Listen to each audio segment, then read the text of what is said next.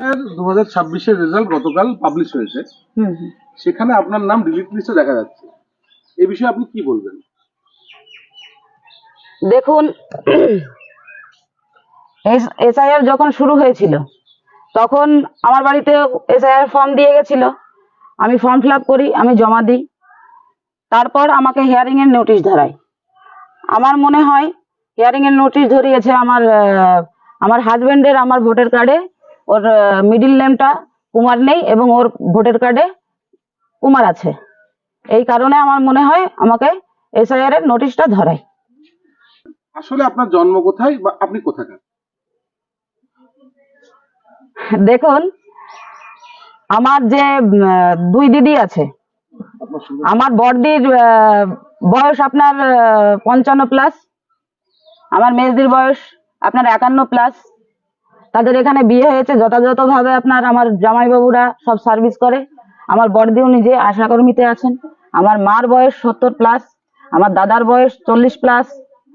তাহলে আমি কি করে বাংলাদেশি হই? প্রত্যেকের নামই এসছে, শুধু আপনারই আসেনি? শুধু আমার নামটা আসেনি। এটা কি ভাবছেন? এটা তৃণমূলের কারসাজি। এটা দেখুন, আমি 2018 সালেও জেলা পরিষদ মেম্বার ছিলাম, আমি 2023-এও জেলা পরিষদ মেম্বার। যেহেতু আমি দুবারের জেলা পরিষদ মেম্বার, এখানে টিএমসিদের কোনো জায়গা নেই। ওরা পার্টি পাততে পারে না, কারণ তাদের এই অপকর্মের জন্যে।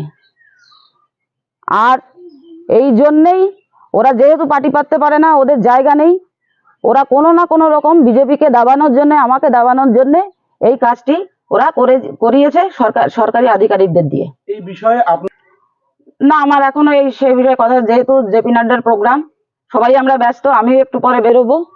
হ্যাঁ, কি মনে হচ্ছে আপনার বর্তমান পদ বাতিল হতে পারে?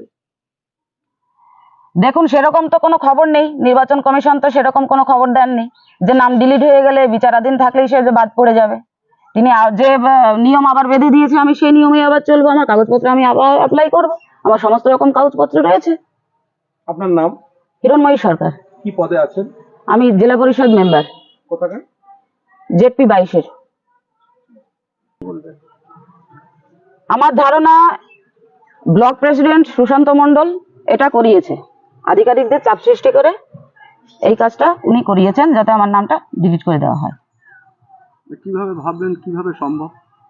মানে এসআইআর তো নির্বাচন কমিশনের বিচারাধীনের প্রক্রিয়া ছিল। এসআইআর আপনার নির্বাচন কমিশনের অধীনে হলেও এখানে যারা কাজ করছে তারা কিন্তু কেউ নির্বাচন কমিশনের লোক নয়, সবাই দিদির লোক। আধিকারিকদের দিদি সেইভাবেই দলদাস তৈরি করেছে প্রশাসনটাকে, আধিকারিকরা এবং দিদির কথা মতোই কাজ করছে।